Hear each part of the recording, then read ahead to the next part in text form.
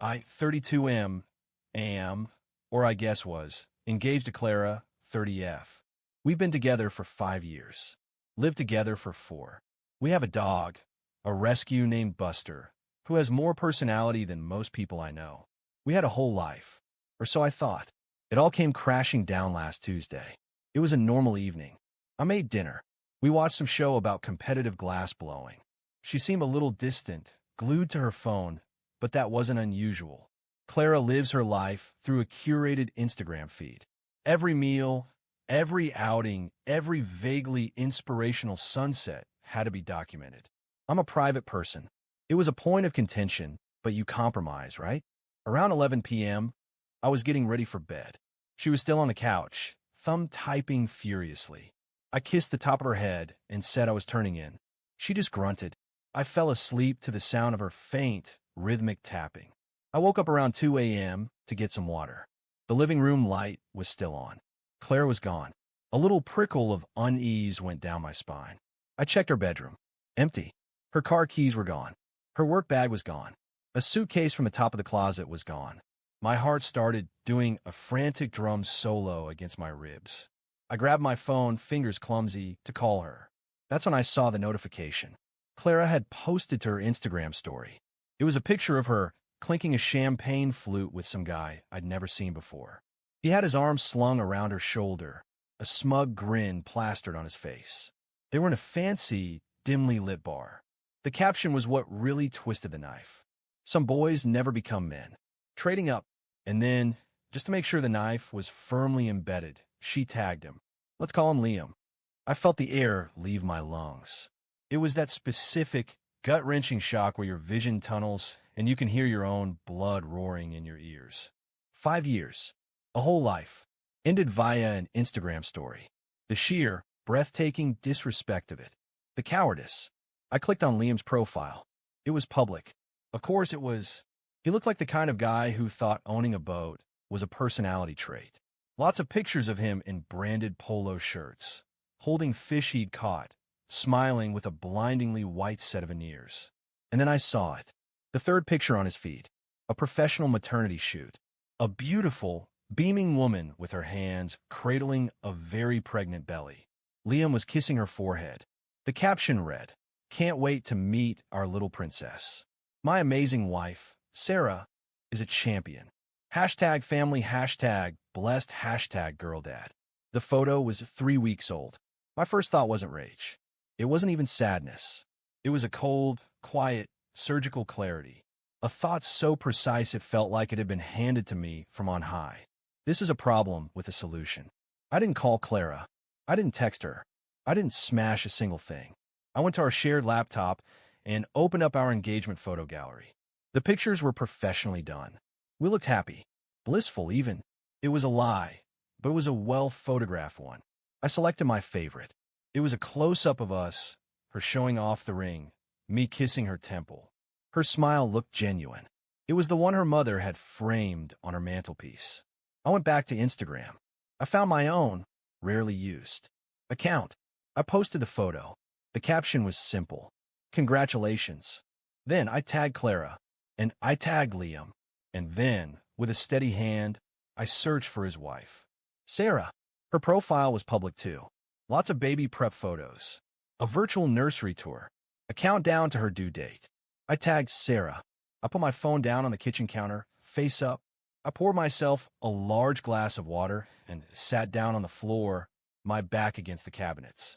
Buster padded over and rested his head on my knee, whining softly. It took less than a minute. First, my phone lit up. A notification from Clara. Then another. And another. A flurry of them. Then Liam's name popped up. Then it started buzzing with a call. Clara. I ignored it. Then Liam called. Ignored. Then across the silent apartment, I heard it. A faint buzzing. Clara's iPad, which she'd left on the coffee table. The screen lit up. A cascade of notifications.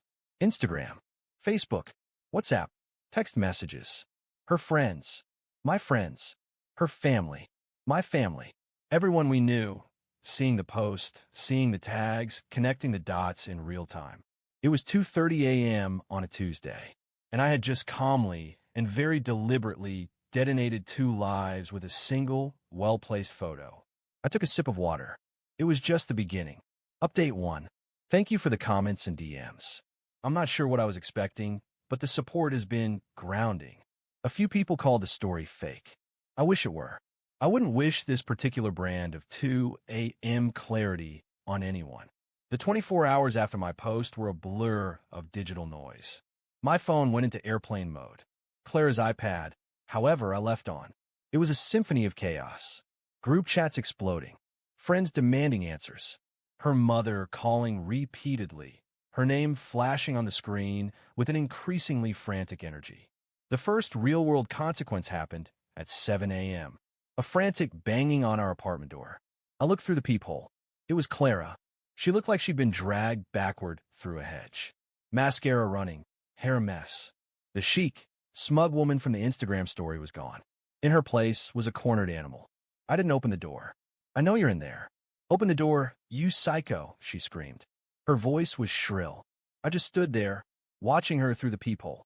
It was a strange, out-of-body experience. I wasn't angry. I felt detached, like a scientist observing a reaction. Her phone started ringing in her hand. She answered it, her back to my door. I couldn't hear the other side, but I could hear her.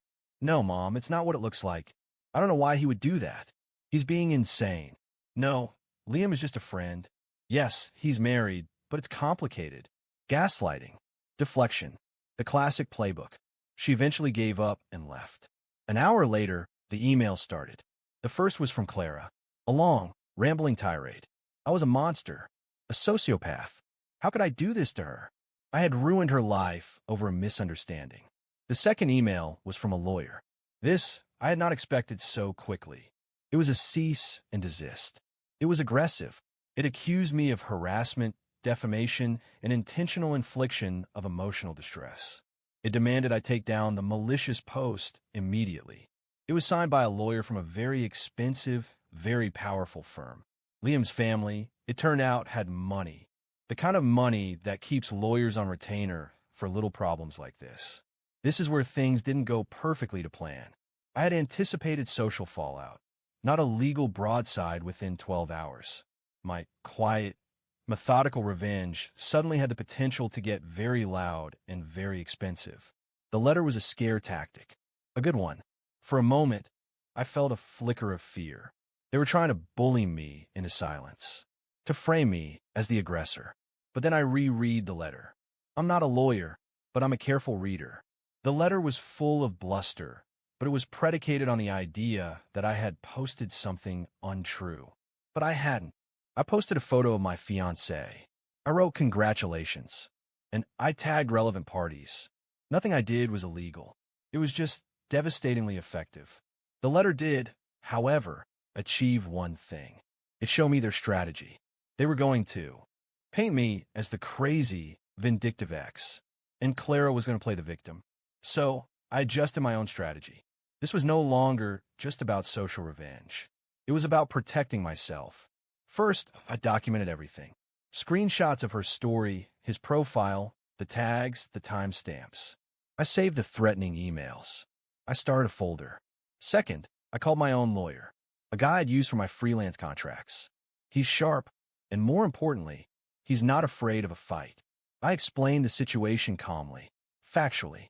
He told me the letter was 90% bullshit, but that we needed to be careful. He advised me to take the post down. You've already won that battle, he said. The damage is done. The screenshot is out there. Now you pivot to defense and look like the reasonable one. So I did. I deleted the post. It felt like a concession, and it stung. But my lawyer was right. The internet is forever. The screenshot was already circulating among our friends and family like Samizdat. The real problem was the apartment. We were both on the lease. Her name was on the utilities. Our finances were tangled together in a dozen small, annoying ways. Untangling them would be messy, and I knew she would use that to her advantage. That evening, I got a text from her. Clara, I'm coming to get my things tomorrow, with a police escort, so you don't try anything. The sheer audacity. The implication that I was the threat. That's when the detachment cracked, just for a second, and a wave of pure, cold anger washed over me. Not the hot, screaming kind. The quiet, patient kind. I texted back a single word. Me? Okay. She wanted to play hardball. Fine. Let's play. I spent the rest of the night on the phone with my lawyer and combing through our lease agreement. And I found it. A beautiful, overlooked little clause. And I knew exactly how I was going to use it. The police escort was a nice touch, but she was about to find out that a uniform doesn't supersede a legally binding contract. Update 2. The support is unreal. For those asking about Buster, he's my boy. He's not going anywhere. He's currently asleep on my feet.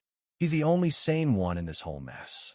So the police escort, Clara's masterstroke of performative victimhood. She texted me that she and her escort would be arriving at noon on Saturday. I spent Friday preparing. My lawyer had confirmed my reading of the lease was correct. It was a standard co-tenancy agreement. We were jointly and severally liable, but it also had a specific clause about property abandonment. If a tenant removes their personal effects and shows intent to no longer reside in the property, the remaining tenant can assume full control, pending a formal notice to the landlord. Clara's dramatic exit, her suitcase, her Instagram story declaring she was trading up, that was a pretty clear declaration of intent. Her text message about coming to get my things was the cherry on top. She wasn't coming to discuss the lease. She was coming to clear out. At 11 a.m. on Saturday, I called a locksmith. A very nice, very efficient guy who had the locks on my front door changed in under 30 minutes. He gave me 3 new keys. At 11:45 a.m., I emailed our landlord. I attached screenshots of Clara's Instagram story, her text message, and a formal declaration that she had abandoned the property as per Clause 7B of our rental agreement. I informed him that I had changed the locks to secure the premises as the sole remaining tenant and would be assuming the full rent payment moving forward. I CC'd my lawyer. At noon sharp, the doorbell rang. I didn't use the peephole this time. I opened the door. There stood Clara, arms crossed, a smirk on her face. Behind her were 2 police officers, looking bored and slightly uncomfortable. And behind them, parked at the curb, was Liam. He was leaning against a shiny black Range Rover, sunglasses on, trying to look imposing. It was the first time I'd seen him in person. He was shorter than he looked in his photos. "I'm here for my things," Clara announced, her voice loud enough for the officers to hear clearly. "I have an escort to ensure my safety." I gave her a calm, polite smile. "I'm afraid you can't come in, Clara." Her smirk vanished. "What are you talking about? My name is on the lease." "It is," I agreed. "But you abandoned the property. As per our lease agreement, and as per the notification I've already sent to our landlord, I've secured the premises. You forfeited your right to access when you vacated without notice." The color drained from her face. She turned to one of the officers. "Officer, he's locked me out of my own apartment." The officer, a world-weary guy in his 50s, sighed. "Sir, is her name on the lease?" "It was," I said, holding up a copy of my email to the landlord. "But this is a civil matter, officer, not a criminal one. She has abandoned the property. I have legally secured it. You can see my correspondence with the landlord right here. If she believes she has a right to enter, she needs to take it up with the landlord or get a court order." The officer read the email. He looked from me to Clara. He understood immediately. This was a domestic dispute that had been kicked into the civil realm. His job was to keep the peace, not to interpret lease agreements. "Ma'am," the officer said, turning to Clara, "he's right. We can't force him to let you in. This is a landlord-tenant issue. You need to go to court." Clara's face was a mask of incandescent rage. "This is insane. All my things are in there. My clothes. My laptop. You should have thought of that before you publicly announced you were leaving me for a married man," I said, my voice still quiet, still calm. Liam finally decided to saunter over from his chariot. "Hey man, just let her get her stuff. Don't be a dick." I looked at him, really looked at him. The expensive watch, the perfect teeth, the casual arrogance. "You must be Liam. Congratulations, by the way. On the baby." He froze. The officers exchanged a glance. Clara looked like she was about to spontaneously combust. "I've packed some of your essentials for you," I said, turning back to Clara. I reached inside the door and pulled out 2 cardboard boxes. Inside, I had packed her toothbrush, some toiletries, a few changes of clothes I knew she didn't care about, and her favorite framed photo of her and her mother. A little touch of psychological warfare. I placed the boxes on the ground outside the door. The rest of your belongings will be held in storage. My lawyer will be in touch with yours to arrange a time for a professional moving company to retrieve them at your expense. You are not to come back to this property. She just stared at me, speechless. All her bluster, all her power plays had evaporated. The police officers were now just awkward bystanders at a very public, very brutal breakup. "Let's go, Clara," Liam muttered, grabbing her arm. He looked small, defeated. He shot me a hateful glare and steered her back towards the Range Rover. "You will regret this," she shrieked over her shoulder. I just closed the door. I leaned against it, the new key cool in my hand. I could hear them arguing as they drove away. The police officers got in their car and left. Silence. It wasn't a perfect victory. The apartment felt huge and empty. Every room held a memory, and I knew the legal fight was just beginning. This wasn't the end, but in that moment, standing in the quiet of my reclaimed home, I felt a flicker of something I hadn't felt in a long time. Peace. And then I started packing the rest of her things. Every last sequin top, every live, laugh, love sign, every bit of her life that had infested mine. It was time to clean house. Final update: the dog, the debt, and the deposition. It's in 6 months. Life doesn't have neat endings, and this story is no exception. There's no ticker tape parade. There's just the aftermath. Thank you again to everyone who followed along. Writing this out has been more therapeutic than I could have imagined. The legal battle was as ugly as I expected. Liam's family money meant they came at me hard. They tried to sue me for the value of Clara's belongings, claiming I had stolen them. They tried to get me evicted. They sent threatening letter after threatening letter. My lawyer, bless his cynical heart, handled it all.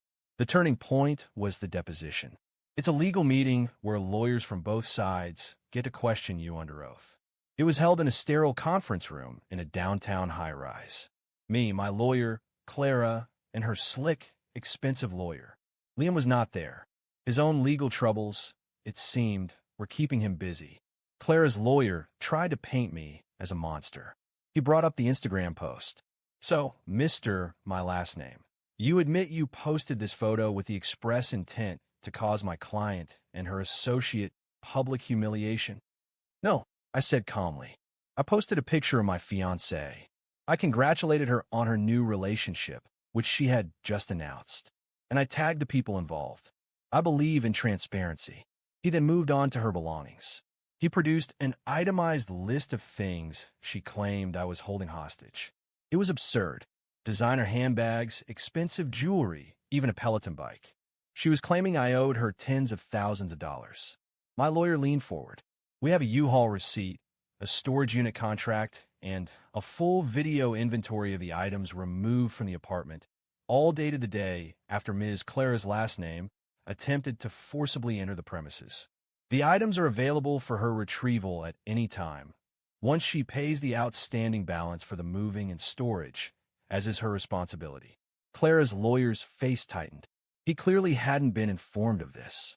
But the real bomb dropped when my lawyer started his questioning of Clara.